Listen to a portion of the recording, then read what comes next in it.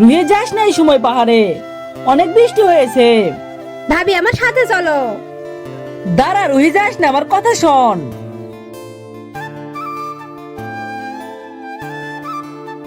রুহি না হয় আমার কথা শুনলো না, কিন্তু নেহা তো শুনতে পারতো। রুহি গাছ থেকে নাম, পরে যাবি। ভাইয়া আমি পরবো না। ভাবি আমি কেটে দিচ্ছি, তুমি খালি পাতা নাও। আমি পাতাই নিচ্ছি খালি। রুহি নেহা অনেক সময় হয়েছে, এখন বাসায় চলো। ভাইয়া তুই না ছিলে ওখানে গিয়ে বস। তোদেরকে নিয়ে আর পারি না।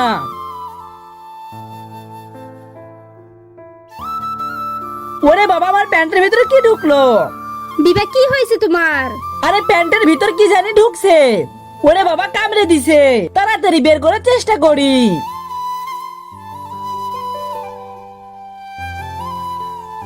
বিবেক বের হলো? রুহি, তোর জন্য আমার এই অবস্থা, আর তুই হাসছিস। আমার হাসি পাচ্ছে তো আমি কি করব?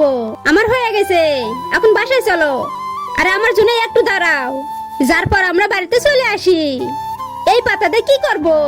পার্ট 2 দেখার জন্য চ্যানেলটি সাবস্ক্রাইব করে দাও।